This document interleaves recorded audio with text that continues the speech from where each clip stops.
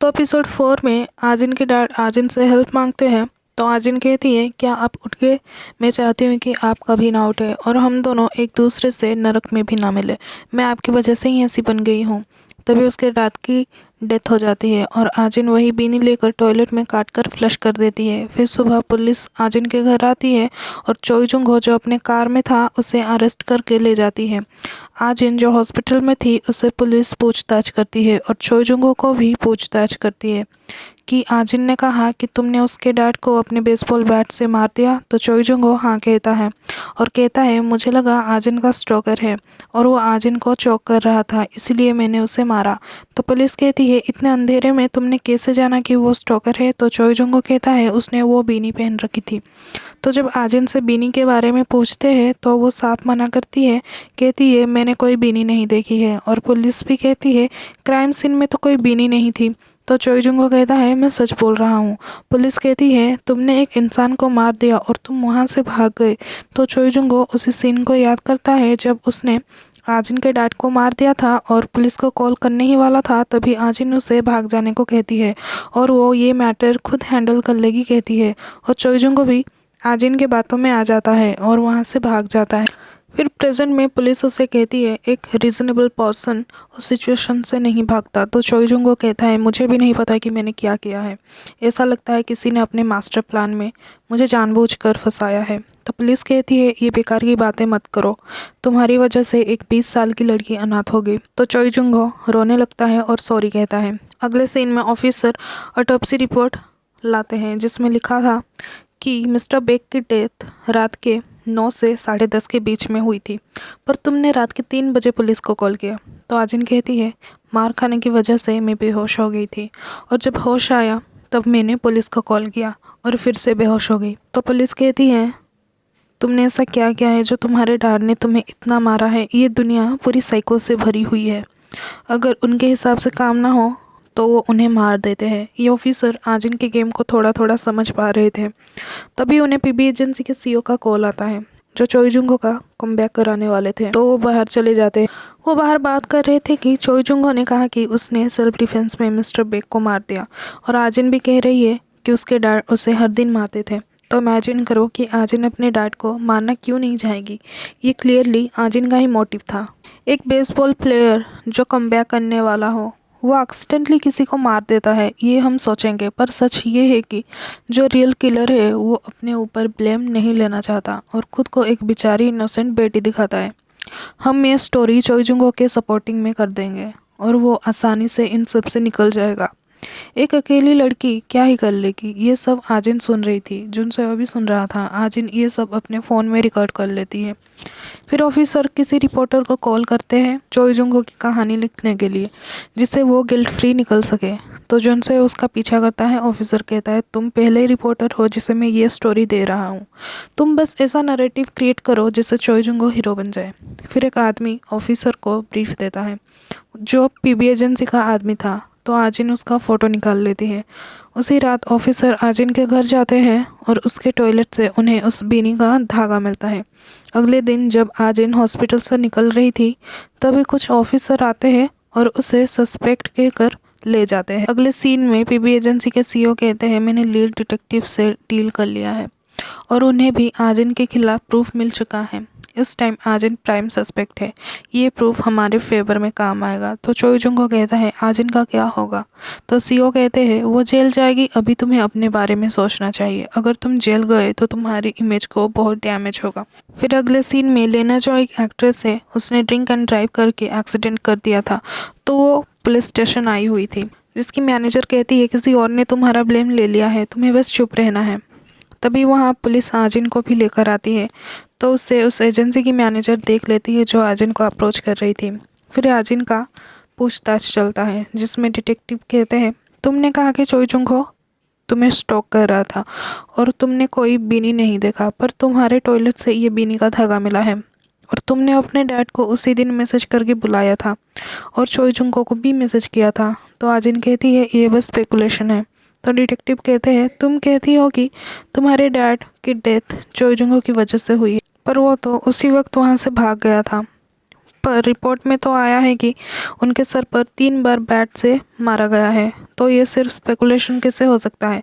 तो आजिन कहती है 1 ग्लास पानी मिल सकता है। फिर आजिन ऑफिसर को कहती है क्या आप एक लेडी ऑफिसर को बुला सकते हैं, मुझे लगता है मुझे पीरियड आया है। तो एक लेडी ऑफिसर उसे बाथरूम लेकर जाती है। तो वो उस ऑफिसर से कहती है क्या आप मेरा फ़ोन चेक कर सकते हैं, मेरा गैलरी और मेरा ऑडियो रिकॉर्ड चेक करेंगे। तो वो ऑफिसर सब चेक करती है, जिसमें डिटेक्टिव का ऑडियो रिकॉर्ड होता है जिसमें वो चोई जुंग हो के फेवर में कहते हैं और उनकी ब्रीफ लेने की फ़ोटो भी होती है। फिर ऑफिसर डिटेक्टिव की कार चेक करने आते हैं जहां उन्हें कुछ नहीं मिलता। तो वो डिटेक्टिव आजिन के पास जाते हैं और आजिन से कहते हैं तुम मुझे कितना भी फंसाने की कोशिश करो पर मैं तुम्हें किलर साबित करके ही रहूँगा। दूसरी तरफ जुनसेओ अपने घर पर खाना खा रहा होता है और अपने मॉम से कहता है मुझे एक काम के लिए निकलना है। तो उसकी मॉम कन्फ्यूज़ होकर उससे पूछती है तुम्हें हुआ क्या है, तुम आज खुद घर आकर खाना खा रहे हो जो आजिन के लिए कुछ भी करने को तैयार है। तो जुनसेओ कहता है क्या अपने मॉम से मिलना इलीगल है। फिर एंटरटेनमेंट एजेंसी की मैनेजर आजिन से मिलने आती है और उससे कहती है अगर तुम चाहो तो हम तुम्हें एक लॉयर दे सकते हैं। तो आजिन कहती है इसके बदले तुम मुझे यूज़ करके पैसा कमाना चाहते हो। तो मैनेजर कहती है तो तुम सोचकर कॉल करना और वहाँ से चली जाती है। फिर ऑफिसर यूसिक से पूछताछ करती है तो वो कहता है जो आजिन को स्टक कर रहा था वो चोई जुंगो के ऊपर 2 बार अटैक कर चुका था और मैंने आजिन को अपने स्टॉकर से मिलते हुए देखा। आजिन उसे डर नहीं रही थी और वो स्टॉकर भी उसे हार्म नहीं पहुंचा रहा था। फिर अगले सीन में जुनसेओ खुद को पुलिस स्टेशन में सरेंडर कर देता है और कहता है मैं ही वो स्टॉकर हूँ और मैंने ही आजिन के डैड को मारा है। मैं उसके डैड के मोटेल रूम में गया था, जब वो वहाँ नहीं था मैं आजिन के घर गया, वो तभी भी जिंदा था और मैंने उसके सर पे बेसबॉल बैट से मारा और वो वहीं मर गया। तो ऑफिसर उसे पूछते हैं तुमने अचानक से खुद को सरेंडर करने बारे में क्यों सोचा। तो जुनसेओ कहता है क्या इसमें कोई प्रॉब्लम है। तो ऑफिसर कहते हैं कोई प्रॉब्लम नहीं है। फिर पुलिस आजिन को रिलीज़ कर देती है और कहती है तुम्हारा स्टॉकर जुनसेओ ने खुद को सरेंडर कर दिया है। फिर स्टोरी पास्ट क्राइम सीन में चली जाती है जहाँ आजिन ने बेसबॉल बैट से अपने डैड के हेड पर मार दिया था और वहीं बेहोश हो गई थी। फिर जुनसेओ वहाँ आता है, टॉयलेट से वो बीनी के टुकड़े निकालता है, वहाँ से ब्लड को साफ करता है। फिर आजिन के हाथ से बेसबॉल बैट लेके फिर से आजिन के डैड के सर पे मारता है। उसके बाद वो उसके डैड की मोटेल में जाता है और ऐसा सीन क्रिएट करता है जैसे उसने ये सब प्लान करके आजिन के डैड को मारा है। फिर सीन प्रेजेंट में आती है जहां मोटेल का मैनेजर पुलिस ऑफिसर को कॉल करके कहता है जुनसेओ जब मोटेल आया था तब 1:12 हुए थे। तो ऑफिसर जुनसेओ से पूछते हैं तुमने झूठ क्यों बोला कि तुमने मर्डर किया है, तुमने केस को मैनिपुलेट किया और आजिन को फ्रीली जाने दिया। उसने चोई जुंगो को मैनिपुलेट करके अपने डैड को मारा है, उसने खुद ही क्राइम नहीं किया है पर किसी से मर्डर करवाना भी एक बहुत बड़ा क्राइम है। तो जुनसेओ कहता है मैंने ये मर्डर किया है, आजिन एक इनोसेंट लड़की है, उसे जाने दो। फिर अगले सीन में एजेंसी की मैनेजर आजिन को ले जाती है और कहती है तुम्हारा केस जो डिटेक्टिव हैंडल कर रहा था वो पकड़ा गया और जुनसेओ भी कुछ ही दिनों में बाहर निकल जाएगा। तो आजिन कहती है मैं आपको किस तरह रीपे कर सकती हूँ। तो वो सीईओ कहती है आज से तुम्हें जुनसेओ से मिलना बंद करना होगा, तुम अब एक सुपरस्टार बनने वाली हो। तुम जो कहोगी, जो करोगी, जो पहनोगी और जिससे भी मिलोगी वो लोगों को इन्फ्लुएंस करेगा और जिस दिन तुम जुनसेओ से बात करोगी ये क्राइम सीन दुनिया के सामने आ जाएगा। तो आजिन कहती है मैं वैसे भी जुनसेओ से कोई कांटेक्ट रखना नहीं चाहती। फिर जुनसेओ आजिन से मिलने आता है और कहता है तुमने एक इनोसेंट इंसान को मैनिपुलेट करके मर्डर करवाया है। तो आजिन कहती है मैंने उसे नहीं कहा था, उसने अपनी मर्ज़ी से किया था।